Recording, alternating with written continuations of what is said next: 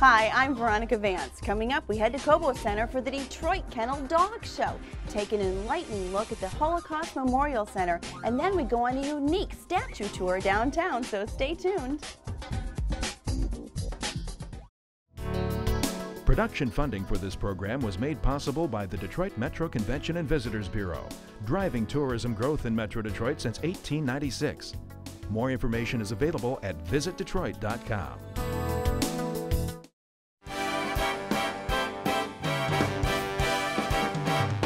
I'm here with man's best friend at the Detroit Kennel Dog Show at Cobo Center, and it's one of only 5 dog shows left in the country that actually let you get up close and personal to these wonderful show dogs.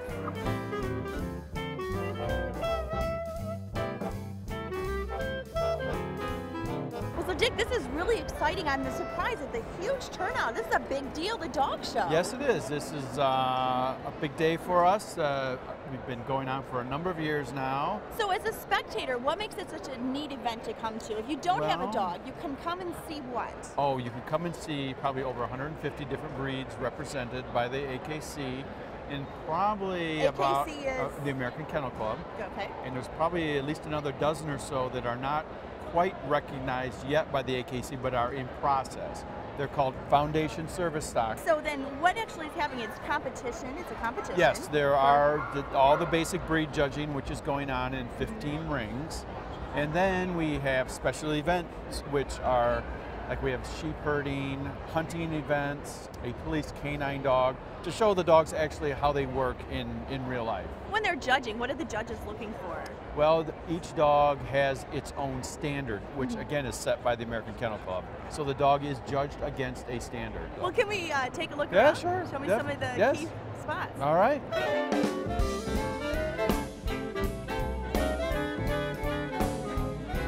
Rock and Roll Canines? What's going on This is here? the Rock and Roll Canine Group. They do a lot of agility type racing, relay racing. One of the shows, just performance shows for spectators to come and watch. So we're in the benching area right now. That's correct. This is where dogs that enter in the show are staged prior to going in the ring, and they are required to stay here till 4 o'clock this afternoon. Till 4 o'clock. So you were saying this is a little different. One of the unique things about this show. That's right. In most dog shows that don't have benching, when a dog's judged, he's done. If he does not win, they are free to go home. Where here they stay throughout the afternoon.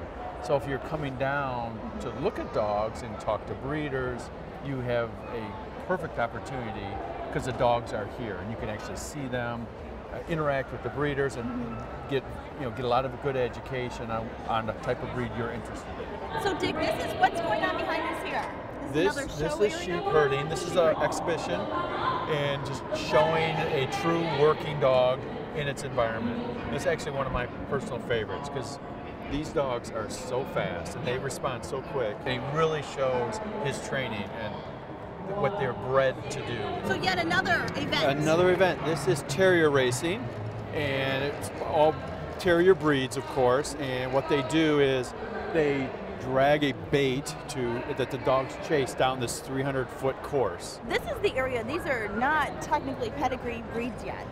They are not recognized yet by the AKC, but they're well on their way to being recognized. Are these then breeds over in Europe somewhere? Or? A lot of them do come from Europe. You get some, I think, from maybe Northern Africa, possibly Japan. But yeah, they're all over the world. On that note, thank you so much for showing me around. And it was a pleasure. I'm going to go walk around and see if I can talk to some dogs. All right.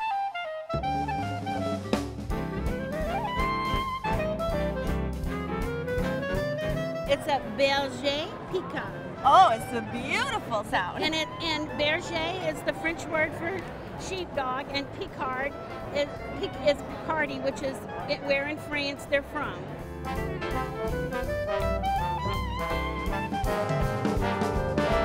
Well, I just love this benching area because you got the dog owners out with their dogs and they want to talk about their dogs. They want to tell you what wonderful breeds they are, and if you have any questions, I'm sure they're happy to answer their questions. These dogs are beautiful, and I apologize, I don't know. What are they?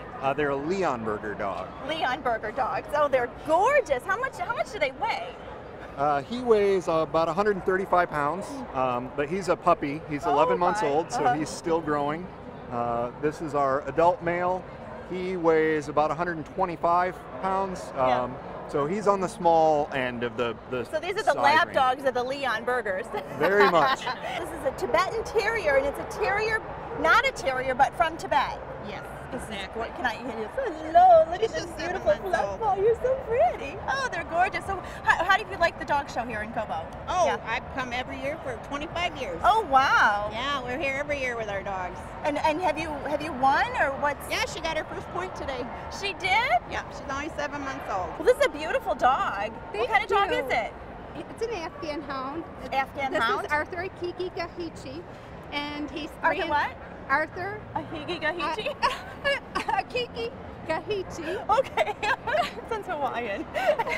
Well, he comes from Afghanistan. Oh, And the name means he's a friendly hunter. You put shades on your sunglasses on your dog. Correct. Intentionally. Now, why do you do that? Just for the probably popularity, he likes to do it. He likes to do it. He likes the attention. Now, what's his name? T-Bone. T-Bone. Hi, T-Bone. Are you ready for your big debut? Say hi. Ooh, a Dalmatian. Oh, Dalmatians are so beautiful. Hello there. So what's your baby's name? Vegas. Vegas. Oh, what an appropriate name. So tell me a little bit about the Dalmatian. Nice temperament. I'm taking it. Temperament, very intelligent. Yeah. They shed constantly. So what brought you guys to the dog show today? We were hoping to leave the kids here. No. Oh, that was what I. Sorry.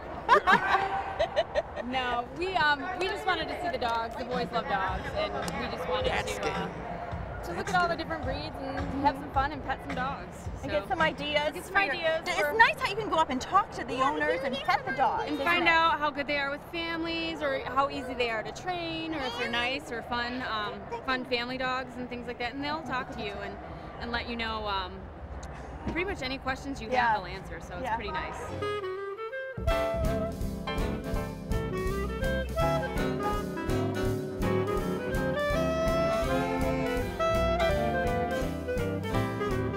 And of course, what's a dog show without things to buy for your dogs, right? Lining the perimeter, they've got all kinds of booths set up, everything from, we've got portraits, dog beds, dog t-shirts, dog blankets, dog jewelry, dog toys, dog food, save the dogs, dog charms.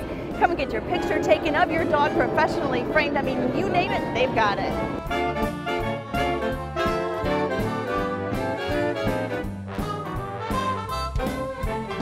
So hey, every March, the Detroit Kennel Dog Show is here at Cobo. You come on down, make some new friends, find out what breed's right for you, or just come on and cheer on your favorite pooch.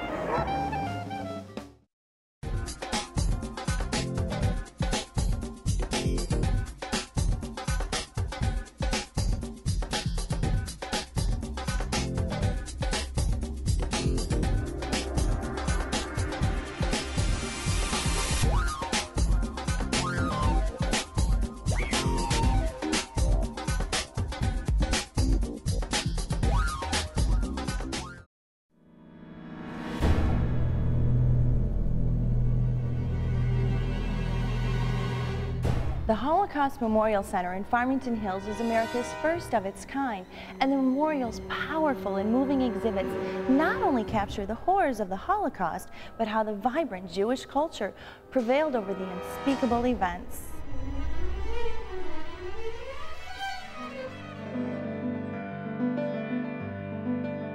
What we are trying to do here is to cover the totality of human experience, its highs and its lows. Particularly in the Holocaust area, you will find people telling you the story from the very beginning, from 1933 on, what happened in Germany from 33 to 39, what happened from 39 to 41, what happened from 41 to 45. And you will find life experiences of people. Each place you are going to visit, you will find it very unique, very innovative, and most important, very informative.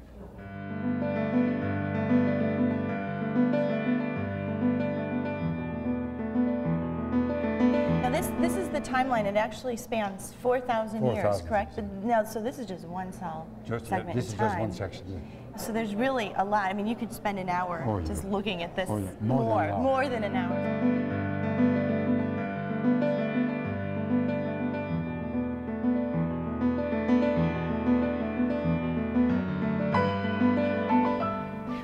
This mural is beautiful. It is.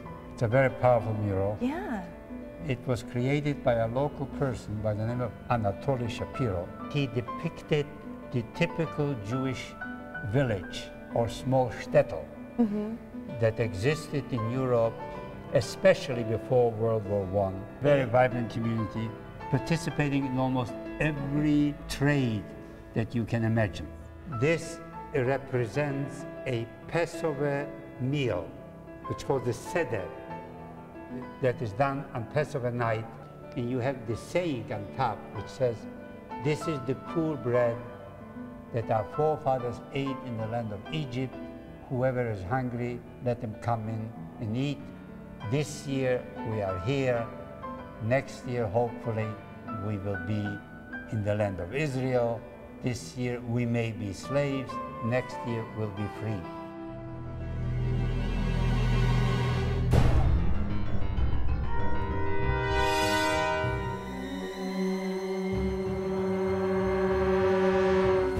It's a remarkable place. I think it's unique in the world.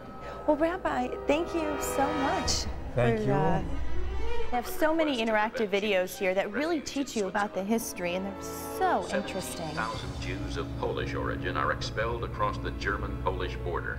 This is one of several theaters in the center that explain exactly what went on during the Holocaust and how they overcame. This is the entrance to Dachau, the first concentration camp. And you see, it says Arbeit macht frei. It means if you work, you'll be free. Don't rock the cart too much. Okay. When we arrived, we discovered that we ourselves had to build this wall to wall ourselves in. Barbed wire was put on top. We were totally dependent on the outside world, and the outside world promptly forgot about us.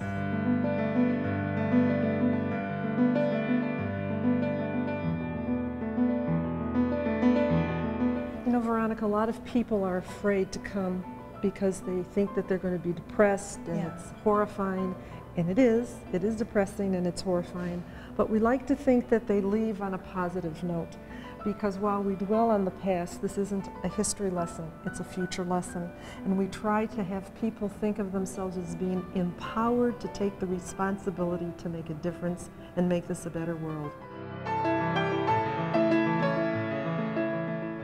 This area is called the Abyss, and when the war was brought to a close and the liberators came into the camps with the media and photographs, the world could no longer deny what was going on. So this is again showing the liberation. What the liberators found when they came into the camps. So when we leave the Abyss, we're walking up out of the darkness towards this memorial flame, which we like to think of as a symbol of hope. Well, so Donna, we've come out of the dark and into the light. Now, what is this area called? These are individual stories of children who were rescued. You know, of the 6 million Jews who were murdered, 1.5 million were young people under the age of 15, a whole generation that was lost. Wow. And I often wonder how many miracles were lost with them. So we come into the light, and we focus now on people who made choices that helped save lives. And every name on here is worthy of our respect. Well, Donna, this is again a very powerful ending. The numbers of murdered Jews in each country, it's mind-boggling. Yes, it is. Yeah. Well, Donna, thank you. Thank you. Very enlightening look. Come again. I will.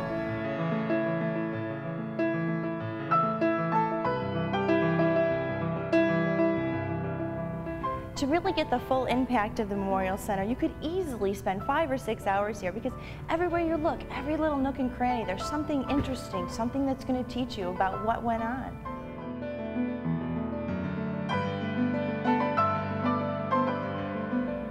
This is rather haunting, but they've got this full wall full of file cabinets that tell you different killing methods that were used.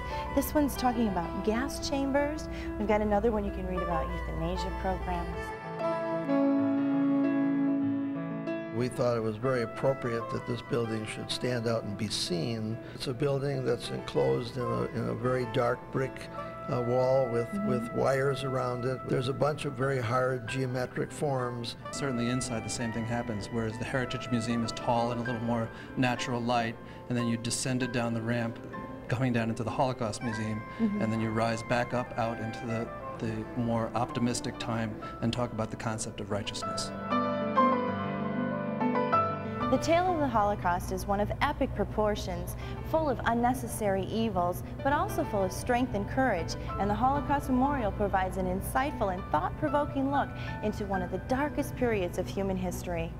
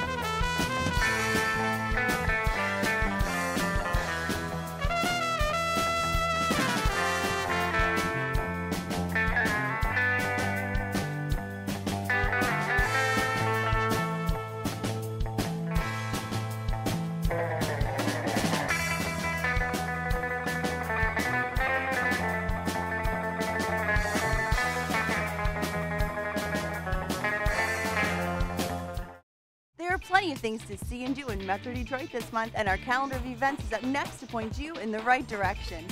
Elmo and the gang make music at the Fox, and landmarks made of Legos tower at the Henry Ford.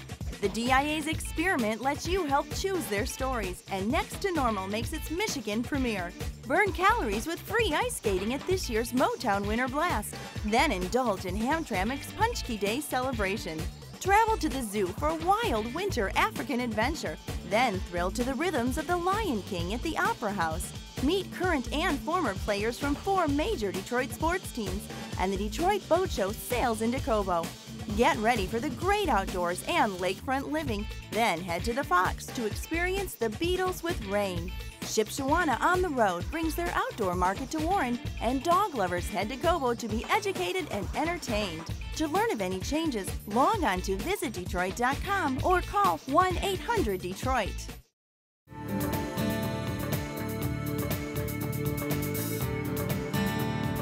Downtown Detroit is filled with monuments and statues that many of you probably drive by every day and don't even take the time to know what they're about. For instance, the Fist. This is Joe Louis's Fist. It's right here at the busy intersection of Jefferson and Woodward. It's over 8,000 pounds, it's 24 feet long, and it's suspended by these pyramidal bronze poles right here in this busy intersection. And just a year later, another tribute to Joe Louis was created right down there. That's where we're going to head next, to Cobo Center.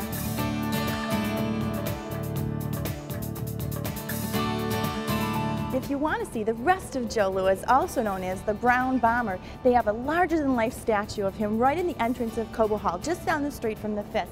Now, this statue was dedicated in 1987. One of the great things about Joe Louis is that he helped defeat and shatter the image of racial superiority by defeating Max Schmeling and becoming the heavyweight champion of the world.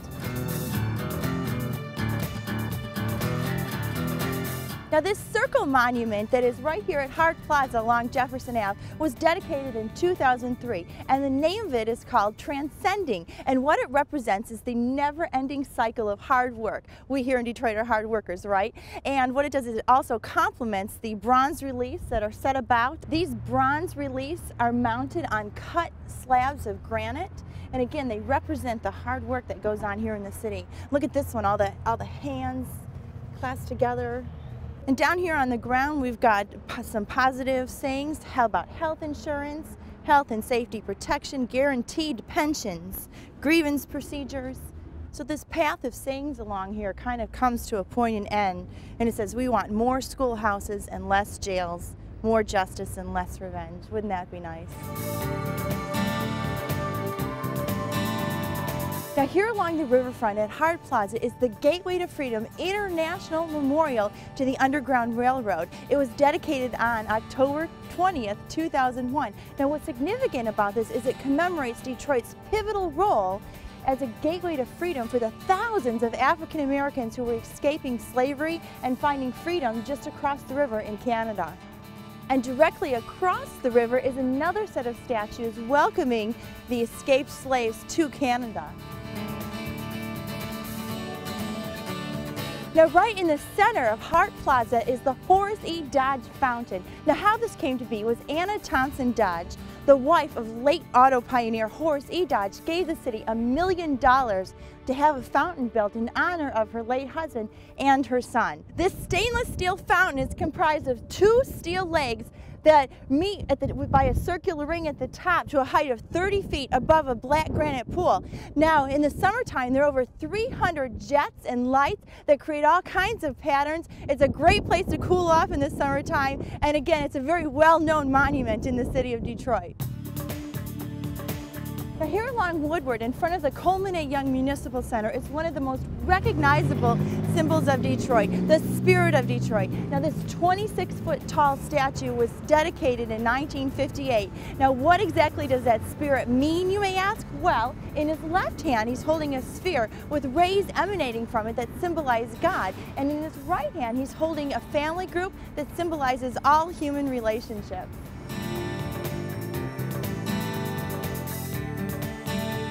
Now, this elegant 11-foot bronze statue is called Passo di Danza, which means step of the dance in Italian. Now, it was made in 1961 by an Italian sculptor who modeled it after his wife. Now, one of the funny things about this is she's obviously a nude ballet dancer. In the 1960s, somebody took green paint and they made footprints coming over from the spirit of Detroit, who tiptoed over, I suppose, in the middle of the night to see the nude ballet dancer, Passo di Danza. Just north of Jefferson on Woodward, at the southeast tip of Campus Martius Park, is the Michigan Soldiers and Sailors Monument. Now, this was unveiled in 1872 in dedication of all of those who fought in the Civil War, and it was originally 140 feet north of here. They had a rededication ceremony because what they did is they opened the original time capsule, which had all of the names of the Michigan dead from the Civil War, and what they did is they then added all of the Michigan dead from all of the wars since then up through, well, I suppose sometime in 2004, and it's not to be opened until July 23rd of 2104. Now, this monument is about 56 feet in height and consists of a granite body on which are mounted statues and medallions of bronze. Now, at the top is a 10-foot statue which represents Michigan, and has become part of Detroit lore that the artist modeled the top statue after Sojourner Truth, the renowned abolitionist and women's rights leader. Coming down from that, there are 4 allegorical figures representing victory, union, emancipation, and history. Farther down are 4 more figures representing the infantry, cavalry, artillery, and the Navy. On the same level of these statues are medallion portraits of Lincoln, Grant, Sherman, and Farragut. Then on the outer pedestals of the monument are 4 eagles. So the next time you're out and about, whether it's a beautiful summer sunny day or a brisk winter day, take time, slow down, and do as they say, so to speak, to smell the roses, see the monuments, and appreciate our history.